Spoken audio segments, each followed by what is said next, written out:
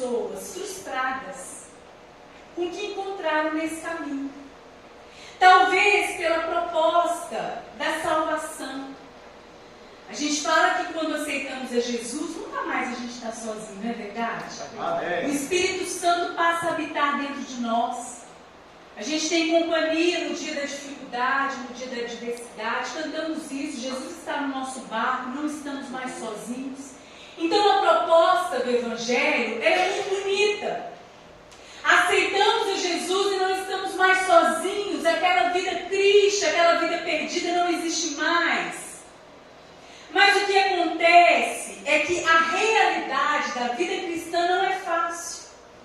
Embora a proposta do Evangelho é linda, de uma vida eterna, uma vida além, ser cristão não é fácil. Amém. Não é verdade? Amém. Jesus falou sobre isso. Jesus nos advertiu, ele falou, olha, vocês vão precisar de resistência. Vocês vão precisar de perseverança, porque no mundo vocês vão ter aflições. E eu destaco aqui que Jesus, ele enfatiza muito mais isso sobre os desafios da vida cristã, quando ele ministra ali o Sermão do Monte.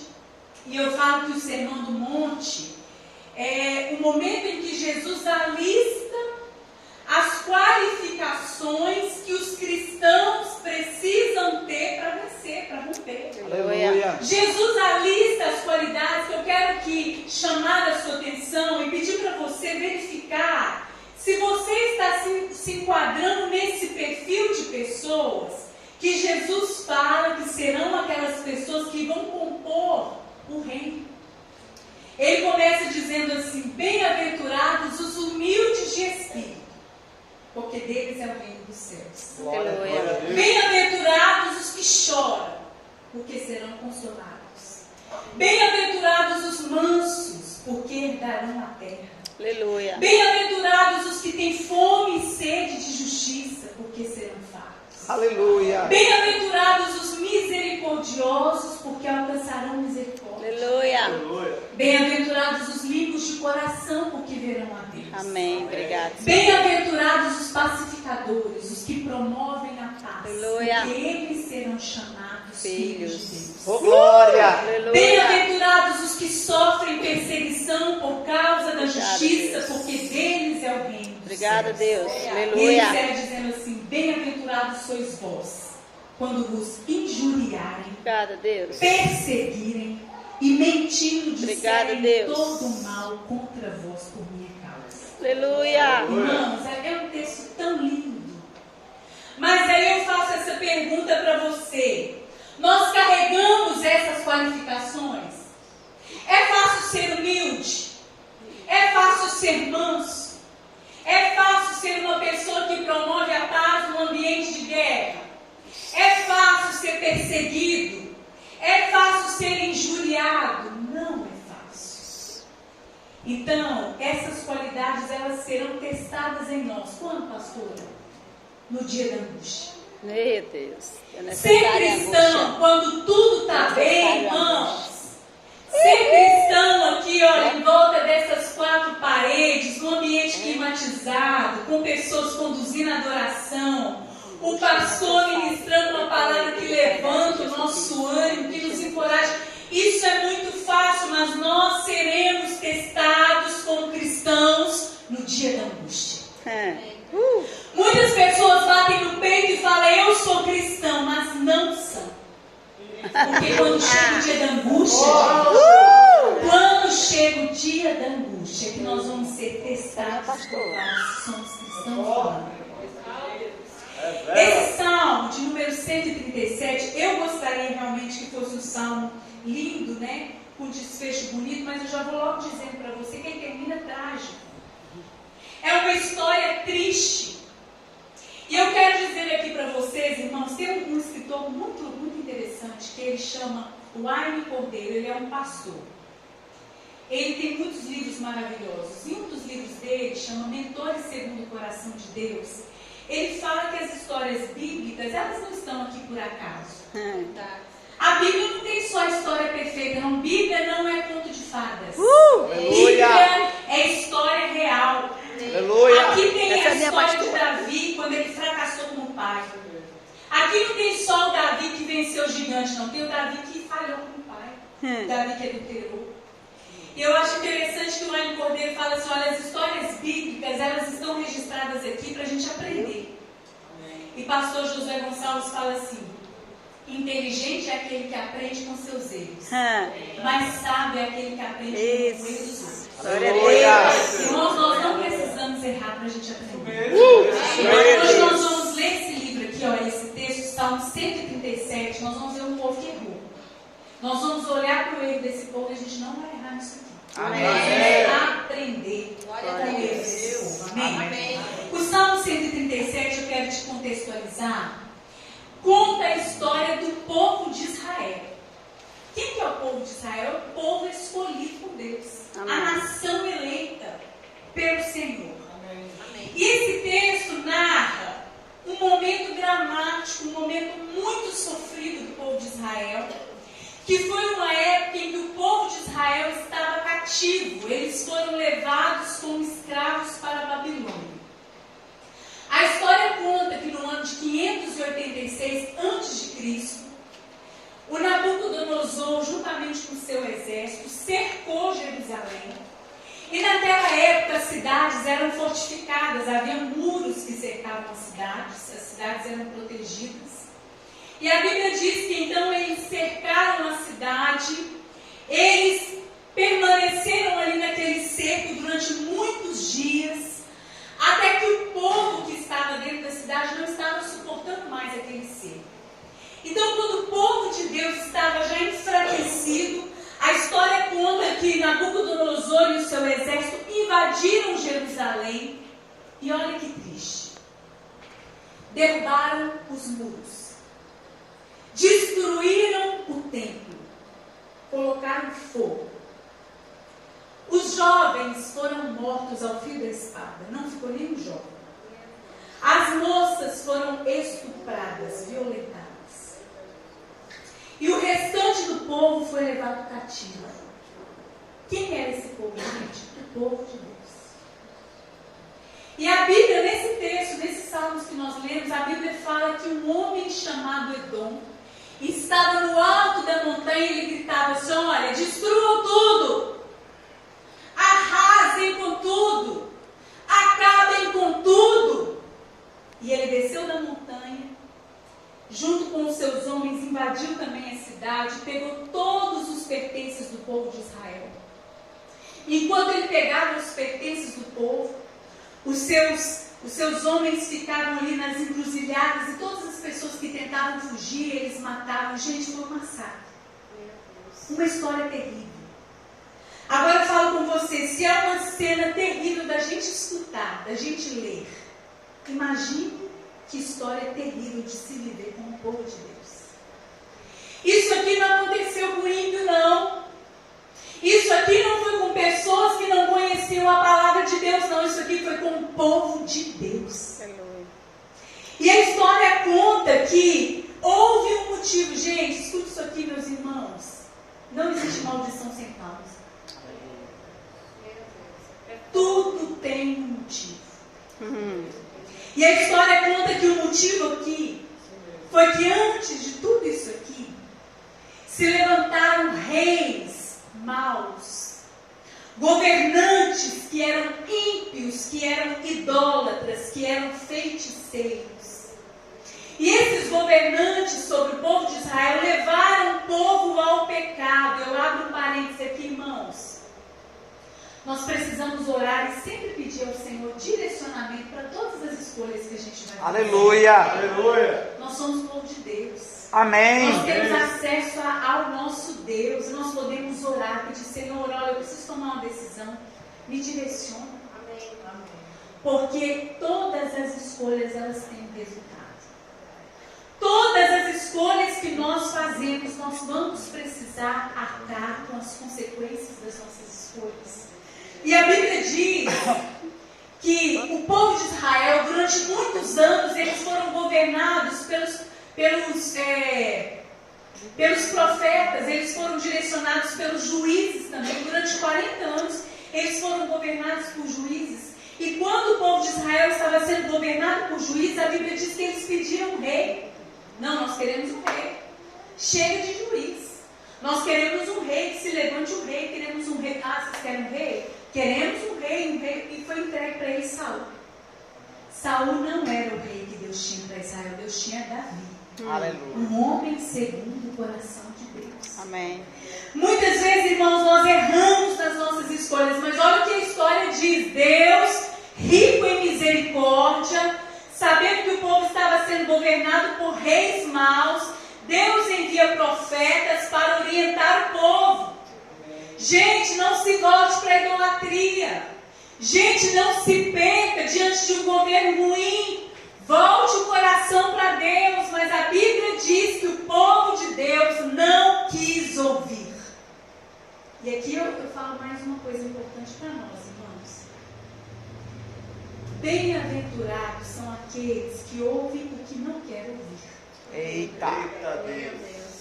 Porque nós fazemos parte de uma geração de cristãos que só quer ouvir o que a massageia prega.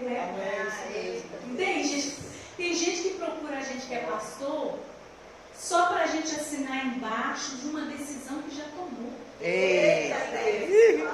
Vai para o gabinete pastoral, vai procurar o seu líder só para abençoar aquilo que já decidiu. Deixa eu te falar uma coisa, meus irmãos. Bem-aventurado é aquele que tem uma pessoa que fala assim: olha, você está errado.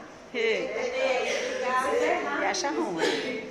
Meu irmão, seu casamento está assim porque você não é o nome da sua casa. Minha irmã, você está assim porque você está atropelando tudo. Volta para o teu lugar. Família, vocês estão perdidos porque vocês não estão colocando limites dentro de casa. Porque os limites. Você tem alguém assim na sua vida? Que fala para você que você está errado? Amém. Se cerca de gente assim, de pessoa que pode virar para você e falar: você está errado. Mas olha que vem aqui, vamos orar, que Deus vai dar direcionamento. Deus vai dar a direção certa. Irmãos, nós não podemos ouvir só aquilo que a gente quer ouvir, não. A Bíblia fala que Deus enviou profetas para alertar aquele povo de que eles estavam errados, mas eles não quiseram ouvir. E toda vez que a gente não ouve um direcionamento de Deus, nós vamos sofrer as consequências. Então, ir para a Babilônia foi uma consequência do povo de Deus que não quis ouvir a voz de Deus. Há uma frase que fala assim: Deus perdoa os pecados, mas as consequências ficam. Sempre. Deus perdoa, mas você vai ter que arcar com as consequências da sua decisão. Fala: Senhor, tem misericórdia de mim. Tem misericórdia de mim. Aquele povo foi levado cativo, a Bíblia diz. E deixa eu te dizer, Deus corrige a quem Ele ama. Amém. Deus corrige. Aquele povo foi levado, então começa tempos de angústia, tempos de tristeza, tempos difíceis, tempo de disciplina, porque Deus disciplina, assim como um pai que ama o seu filho, que corrige o seu filho, Deus também corrige. Então aquele povo teve uma grande chance de passar por um tratamento de Deus, de moldar o seu caráter. Sabe, irmãos, às vezes a gente lê aquele texto e fala assim: olha, tudo coopera para o bem daqueles que amam a Deus. A gente não fala isso? Mas você acredita que tempos difíceis também cooperam para o seu bem? Aleluia. Tempos de correção também cooperam para o nosso bem. Aquele povo teve aquele tempo difícil para serem corrigidos, para serem admoestados. E eu quero dizer para você que está aqui nessa noite, independente do tempo que você está vivendo hoje, talvez seja um tempo onde Deus quer tratar com você, quer curar você, Deus quer usar de misericórdia, irmãos. Deixa eu falar uma coisa aqui: ser cristão não é ausência de adversidade. Aleluia. E a gente erra. E toda vez que nós erramos, nós vamos passar por tempos difíceis, tempos de disciplina. Ser cristão não é não ser disciplinado, não é passar, não é deixar de passar por adversidade, mas ser cristão é ser melhor a cada adversidade. Aleluia. Ser cristão é crescer, é ser melhor a cada adversidade. Amém. E olha aqui que interessante. Nesse momento em que esse povo é levado cativo, eles estão ali às margens dos rios da Babilônia. O texto começa assim dizendo: nesse momento o povo babilônico olha para o povo de Israel, para o povo de Deus, e fala assim: gente, vocês poderiam cantar uma canção aqui para nós.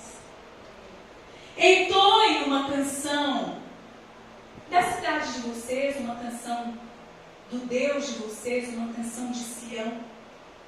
E sabe o que acontece? O povo de Deus fala assim: não, nós não vamos cantar. A resposta do povo de Deus foi assim: olha, nós não vamos cantar. Como que nós vamos cantar um cântico se nós estamos fora da nossa cidade? Como que nós vamos entoar uma canção depois de tudo isso que nós passamos? E aí, gente, vem uma realidade muito triste, mas muito verdadeira, que é isso que eu acabei de falar aqui. É muito fácil a gente cantar quando tudo está bem, quando tudo está fácil. Mas e no dia da angústia você canta? No dia da dificuldade você canta?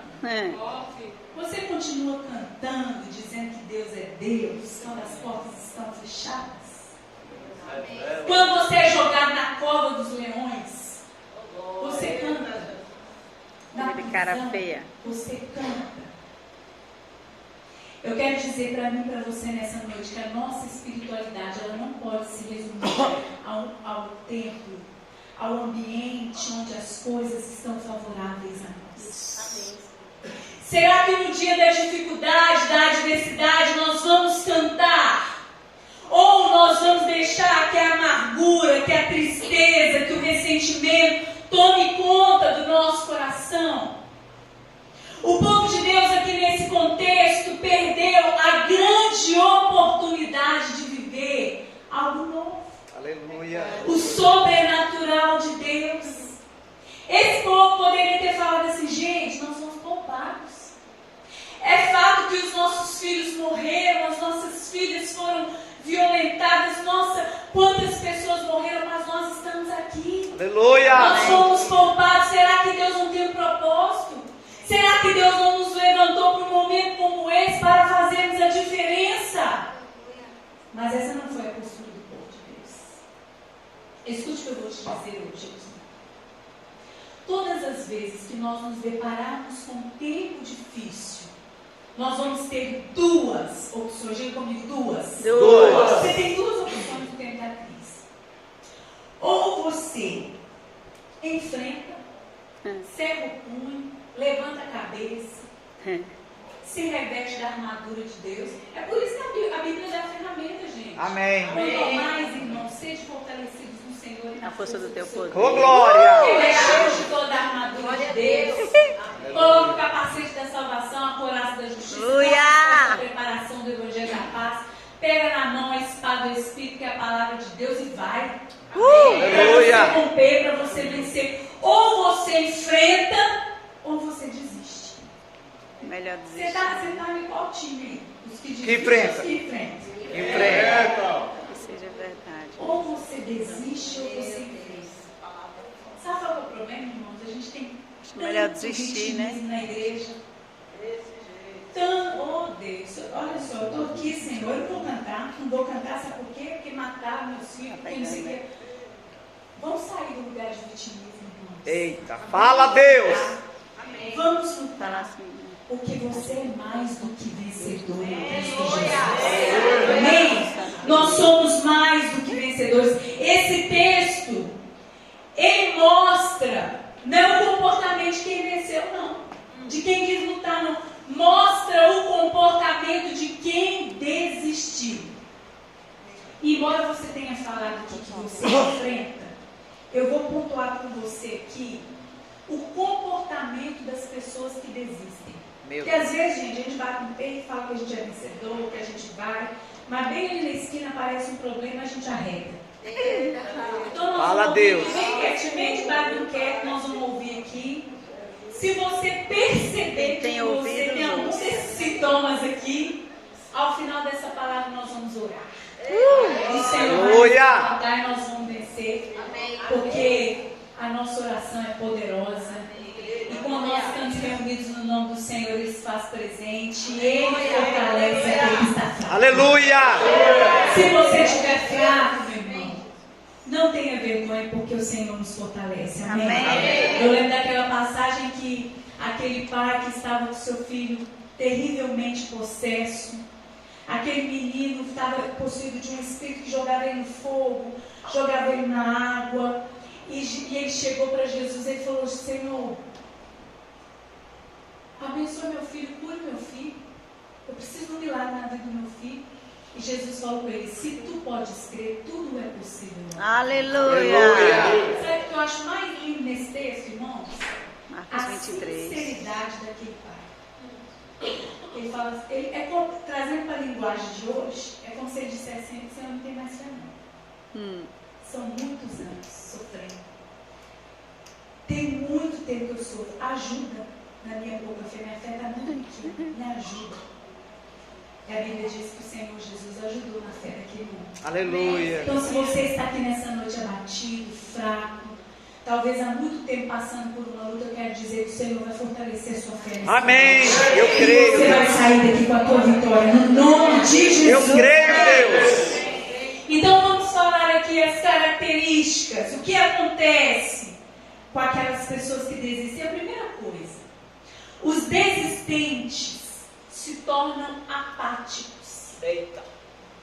O que é apatia? Uma palavra diferente, né? Mas apatia significa aceitação passiva da derrota. Misericórdia. Os desistentes, eles aceitam a derrota. Eles acreditam que a crise é insuperável, é insuportável. Os desistentes estão convencidos de que não tem mais jeito. Olha o que o texto diz. Que esses homens, o povo de Israel, quando eles estavam ali às margens do rio da Babilônia, eles foram tomados de uma angústia tão grande, foi uma angústia coletiva. Veja que não foi só uma pessoa.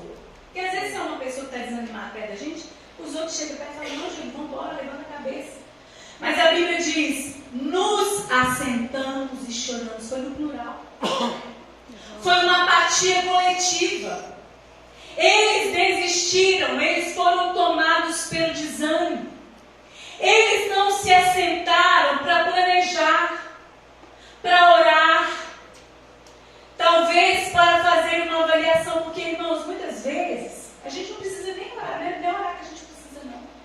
Às vezes a gente precisa parar e pensar assim: meu Deus, por que eu estou vivendo isso aqui? Isso. O que me trouxe para isso aqui? Porque muitas vezes a gente é tão assim, espiritualiza tantas coisas que a gente vai orar e quebrar e falar: tá amarrado em nome de Jesus. Mas precisa, sabe o quê, gente? Uma decisão. A gente precisa parar e falar: Senhor, onde é que eu errei? Isso. O que eu fiz? O que eu falei? O que o Senhor quer me ensinar com essa situação? A Bíblia diz que aquele povo se assentou, esse povo parou, não foi para planejar, não foi para orar, não foi para avaliar, não foi para se animar. Eles desistiram. Eles ficaram apáticos. E sabe, irmãos, talvez você veja essa história: pastor, é fácil falar, né? Porque não é seu filho, não é a sua história, mas eu me lembro de uma história que conta que Davi saiu com seus homens para a guerra. Venceram, lutaram depois de uma batalha terrível. A Bíblia diz que eles voltam para Ziklag, que é a cidade. Quando eles chegam na cidade, olha aqui, presta atenção. Eles chegam na cidade, eles encontram a cidade destruída, queimada. Levaram as crianças, os velhos, as mulheres. A cidade estava devastada. A Bíblia diz que Davi e os seus homens ficaram tão desesperados, eles se assentaram e eles choraram, mas eles choraram tanto que eles não tinham mais forças. Deixa eu dizer para você, não tem problema você chorar não. A Bíblia diz: bem-aventurados os que choram, porque serão consolados. Amém. Não é que você não deve chorar, você pode chorar, mas a Bíblia diz: há um tempo determinado para chorar. Aleluia. Há um tempo de chorar, mas há um tempo de se alegrar também. Aleluia. Há um tempo de ficar quieto, mas há um tempo de se eles choraram até não ter mais forças. Eles ficaram desfalecidos, aqueles homens. Mas eu gosto demais da parte que fala assim: porém, Davi se reanimou no Senhor. Aleluia! Glória a Deus! Aleluia! Davi se reanimou no Senhor. E a Bíblia diz que ele orou. Ele buscou instrução da parte de Deus. Olha que lindo. Davi começou a orar e falou: meu Deus, será que eu devo ir atrás? Se eu for atrás, Senhor, será que eu vou conseguir recuperar as mulheres, as crianças? Senhor, eu devo perseguir? Ele pergunta para Deus: eu devo perseguir? Sabe o que Deus falou? Persegue.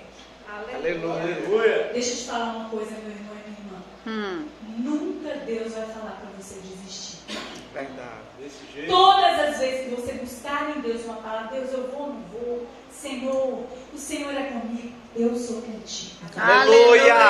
Senhor, eu devo lutar, eu devo perseverar, eu devo lutar pelo meu casamento. Senhor. Vai, luta. Luta e a vitória vai, persegue. Amém, Senhor. A Bíblia diz que Davi foi, sabe o que aconteceu? O texto é enfático, fala assim: e Davi recuperou as mulheres, as crianças e tudo. Eles não ficaram com nada. Aleluia! Ele recuperou tudo. Amém. Irmãos, esse povo, o povo de Israel, eles perderam uma grande oportunidade de ver o céu se abrir e de repente recuperar tudo que perderam. Eles perderam a oportunidade de entoar um cântico no meio do povo inimigo. Esses dias, nós costumamos lá em Sinop sempre fazer, na sexta-feira que antecede a celebração da ceia, nós fazemos uma vigília na igreja. Aí esses dias os irmãos da nossa igreja estavam reunidos numa praça, num lugar bem popular da cidade, e nós falamos assim: vamos nos reunir lá, vamos sair das quatro paredes, vamos lá para essa praça, para esse lugar, e vamos assim, mesmo debaixo de uma tenda, vamos fazer lá nosso momento de oração, vamos. Aí quando nós chegamos lá, estava um movimento tão grande, irmãos. Tinha um carro gigantesco de som, parado, sem ninguém no carro de som. Eu falo assim, aí nós olhamos para o carro de som, e tinha um monte de barraca, povo comendo, povo conversando, tomando tereré. O nosso grupinho estava aqui. Imagina só a estratégia. O nosso grupinho aqui, o carro de som aqui, e para lá cheio de barraca, cheio de gente, que não tinha nada a ver com a igreja. Nós olhamos para o carro de som, aí perguntamos para o irmão que estava com a gente quem que era aquele carro de som. Será que eles me prestam para a gente o carro de som? Quando viu, gente, nós estávamos todo mundo em cima do carro de som, o ministério de louvor. Aí nós já dividimos e falei: gente, ó, agora, depois que eles entregarem esse microfone na nossa mão, já era. Ninguém segura. Vamos pegar esse microfone. Gente, nós começamos a cantar. E o povo das barracas começou a vir. De repente, naquele gramado estava cheio de gente. O pastor já mudou a palavra. Mas a palavra que era dos crentes virou a palavra de evangelista. Glória a Deus. E a gente começou a pregar. E quando acabou, gente, o povo queria mais. Aí o povo veio perguntar de onde era a igreja. Nós não perdemos a oportunidade de pregar. Amém. Aleluia! Anunciar a palavra de Deus. Gente, imagina o povo de Israel tendo a oportunidade. O povo babilônico virou para eles e falou assim: gente, canta uma canção aí para a gente. Cante uma canção aí de Sião. Gente, já pensou se eles começassem a cantar no meio dos inimigos? O que Deus poderia ter feito ali? Gente, o louvor ele liberta. O louvor é uma arma de guerra. Aleluia. O louvor é capaz de mexer com as estruturas. Tem uma irmã da nossa igreja que o pai dela tem Alzheimer. E o pai dela estava no último estágio, naquele que assim, já não reconhece ninguém mais, já não consegue andar, já acamado, mal pronunciava as palavras. E um dia ela é fisioterapeuta.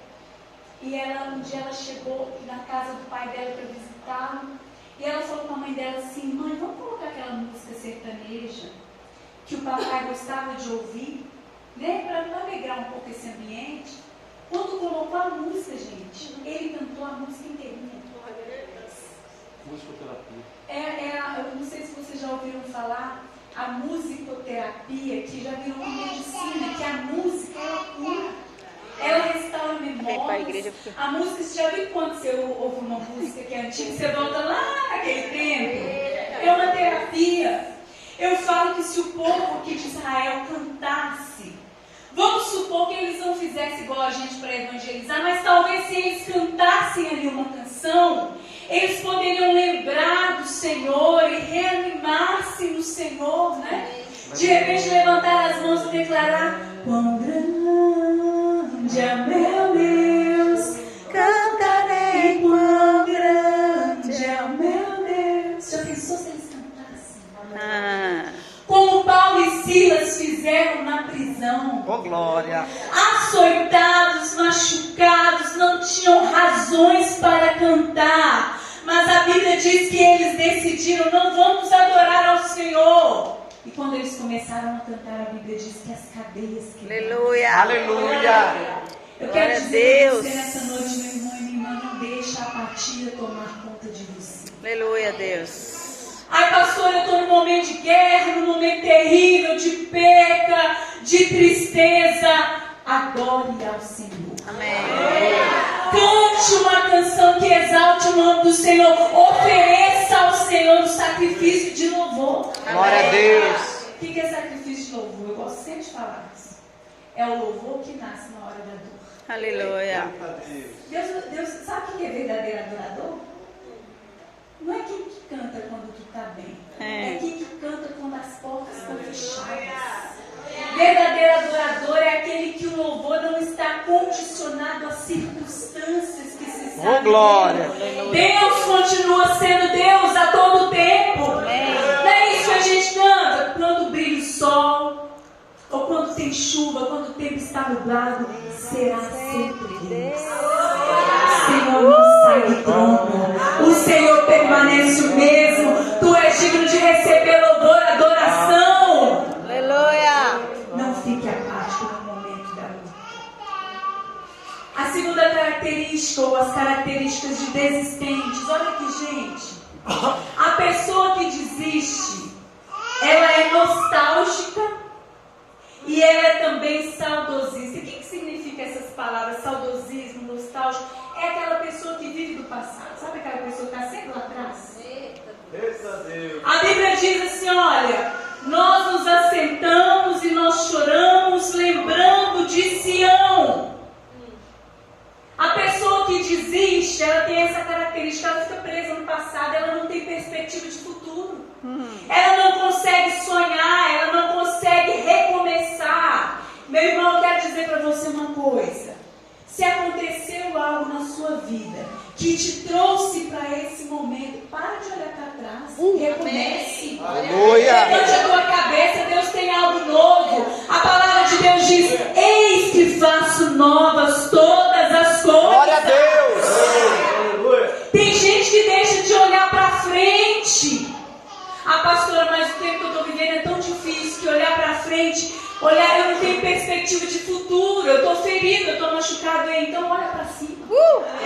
Se você não consegue olhar para frente, olhe para cima, olhe para Jesus, o autor, o consumador da sua fé. Glória a Deus. Ele pode restaurar a sua motivação e te fazer olhar para frente, te trazer uma perspectiva. Glória a Deus. Eu me lembro da história da mulher de Ló. Olha só para vocês verem. Deus fala assim: eu vou destruir Sodoma e Gomorra, 2 cidades terríveis. O pecado tomou conta, estava uma desgraça, uma tragédia. Sabe quando Deus olha para uma cidade e fala assim: eu vou queimar todo mundo, vou matar todo mundo. Não tem jeito, não tem solução, é só fogo. Eu tenho que queimar. Eita, Olha que purifica. terrível. Fogo purifica. Mas a Bíblia diz que tinha uma família lá. Aleluia. Uma família. Glória a Deus. Você imagina se Deus hoje falasse: olha, eu vou destruir, mas eu vou salvar a tua família. Como você ia ficar? Agora deixa eu te falar, Deus não só falou: eu vou salvar uma família, Ele enviou um anjo lá. Um anjo pegou a família pela mão. Imagina um anjo pegar você pela mão e falar assim: minha filha, vamos embora daqui. Deus mandou vir tirar você dessa desgraça. Eu vou levar você para um lugar seguro. Aleluia. O anjo pegou aquele homem, aquela mulher, as filhas, e estava levando para um lugar em segurança. Mas a Bíblia diz que no meio do caminho aquela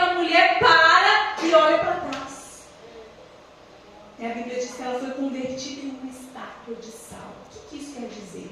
Todas as vezes que Deus quer tirar você de um lugar, te levar para um outro ambiente, você fica olhando para trás, você para. Eita.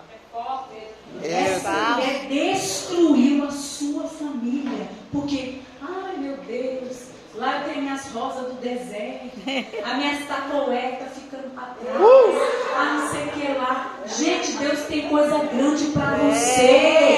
Aleluia. Coisas novas, Eu Deus tem recebo, Deus. novo, Deus tem prosperidade, tem bênção, Deus tem livramento. Deus tem livramento e muitas vezes a gente fica olhando para trás. Eu vou passar para você aqui hoje, gente, anota aí uma receita. Eita. Uma receita nossa aqui, ó. Saímos de Belo Horizonte para ir para Cuiabá. Eu sou mineira, nascida e criada em Belo Horizonte, nunca morei longe dos meus pais. Mas no dia que a gente pisou em Cuiabá, nós fizemos uma oração assim: Senhor, nós amamos BH, mas agora estamos em Cuiabá. Nós queremos, ó Deus, desenterrar o nosso coração lá de BH. E nós queremos plantar aqui em Cuiabá. Porque o nosso coração precisa estar onde nós estamos. Aleluia. Deus, enterra o nosso coração tão fundo aqui em Cuiabá que só possa ser tirado no dia que o Senhor quiser tirar a gente daqui. Porque enquanto ele estiver pisando aqui nessa terra, Cuiabá, eu sou cuiabana. Cuiabá é a terra mais linda, mais próspera, mais maravilhosa. Aqui eu vou crescer, aqui eu vou prosperar. Fomos muito felizes em Cuiabá. Fomos para Lucas e Rio Verde. Senhor, chegamos lá no Porquinho, lá na frente da cidade. Desenterra nosso coração de Cuiabá. Lá está a minha sogra, minha família, os sobrinhos. Mas enterra nosso coração aqui em Lucas e Rio Verde. Porque aqui nós queremos prosperar. E lá prosperamos, e lá crescemos. Agora estamos em Sinop. Chegando na entrada de Sinop, Senhor, tira o nosso coração de Lucas do Rio Verde. Planta aqui em Sinop. E lá nós estamos pela metade, faltando. prosperando. Ei, o seu coração precisa estar onde você está. Aleluia. Paulo Afonso é a cidade mais linda do mundo, mais Amém. maravilhosa.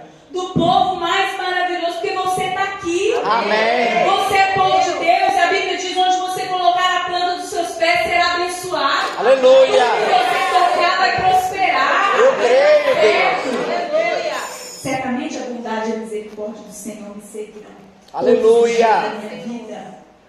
Você vai ser seguido pela bênção de Deus. Amém. Deus está onde você está. Plante o seu coração onde você está. Aleluia. Saudosismo, esse negócio de ficar olhando para trás, não é para você. Nós não somos daqueles que retrocedem. Glória a Deus. Nós somos, como diz o apóstolo Paulo: quanto a mim, não julgo haver alcançado coisa alguma, mas uma coisa eu faço, esquecendo-me das coisas que para trás ficam e avançando para as que diante. Aleluia.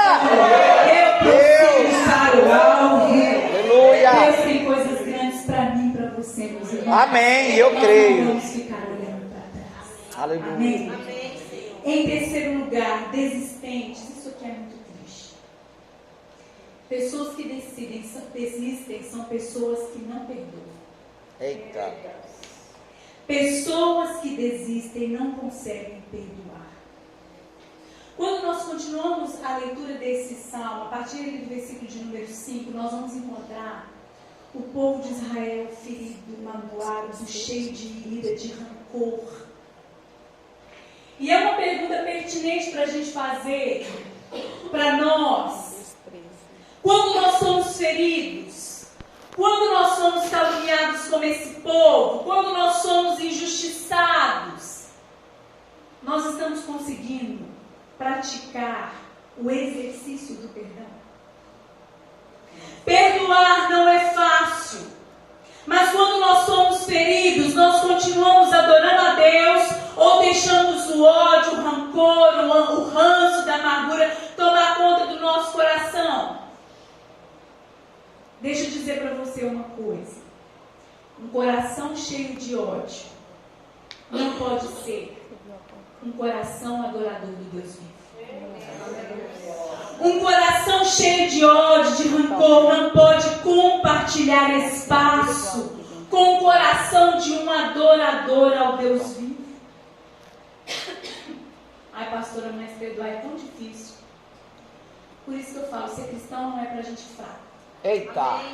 Ser cristão é coisa de gente forte. Verdade. Porque a Bíblia fala que nós devemos amar os que nos odeiam. Amém. A Bíblia fala que você amar quem te ama, não? Aleluia. Amar quem te ama é fácil demais. A Bíblia fala, ame aquele que te odeia. Glória a Deus. A Bíblia fala, ore por aquele que te persegue. A Bíblia diz, como disse o pastor no começo, pague o mal com o bem. A Bíblia diz, abençoe aqueles que te amaldiçoam. Amém. Perdoar não é fácil, mas é um dos pilares da vida cristã. Amém. Como é que a gente pode falar se a gente é cristão se a gente não perdoa? Eita. Sabe por quê, gente? Nós somos perdoados aqui, ó. Na cruz. Nós somos perdoados por Jesus. Amém. Ele levou sobre si toda a nossa culpa, o nosso pecado, o nosso erro. Ele nos perdoou. Se Ele nos perdoou, como que nós podemos não perdoar? E perdão é um leque tão grande. Fala sobre perdoar o outro. Nós precisamos perdoar o outro. Nós precisamos nos perdoar. Porque sabia que tem gente que não se perdoa? Acho que não tem perdão, pastor. Um dia eu atendi uma mulher, ela falou, pastora, o que eu fiz é tão abominável. É tão abominável, não tem perdão não. Deus não vai ser capaz de perdoar porque o que eu fiz é tão terrível. E de fato, quando ela me contou a história dela, era muito terrível. Mas enquanto ela contava, o Espírito Santo falava assim no meu ouvido: não existe pecado que o sangue de Jesus não possa purificar. Amém. Onde abundou o pecado, Superabundou a graça. Aleluia. Nós precisamos perdoar, irmãos. E quando alguém vir nos pedir perdão, nós precisamos liberar perdão. É um leque, perdão é tanta coisa. O perdão ele é tão sério que a Bíblia fala assim: se você souber que tem alguém aqui na igreja que tem algo contra você, olha, eu não tenho nada contra a pessoa, mas se eu souber que tem alguém na igreja que tem algo contra mim, eu tenho que ir lá e pedir perdão para a pessoa. Olha só, eu tenho que ir lá e pedir perdão. Ela tem algo contra mim, às vezes eu nem sei o que é, mas a Bíblia diz: se você souber que tem alguém aí que tem alguma coisa contra você, vai lá e peça perdão, porque senão você pode nem trazer sua oferta aqui. Verdade. O céu está de bronze. Talvez, irmãos, o céu está fechado para muita gente por falta de perdão. Eita. Nós precisamos perdoar. Amém. Eu poderia falar tantas coisas. Eu me lembro aqui tão lindamente da história de José. José foi vendido como escravo pelos seus irmãos. José foi levado, olha, era um filho adorado, era um filho amado pelo pai, era um jovem de Deus. A Bíblia diz que os seus irmãos enciumados levam ele, vendem ele como escravo, mente para o pai falando que ele tinha sido morto.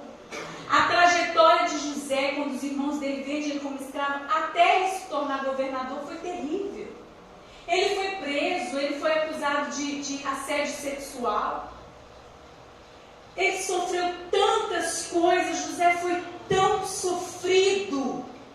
Mas a Bíblia diz que um dia ele se torna governador do segundo homem mais importante do Egito. Deus o levanta. Deus restaura José, Deus coloca ele numa posição de honra. Eita, glória. E a Bíblia diz que um dia os seus irmãos vêm até ele, agora sem saber que era ele.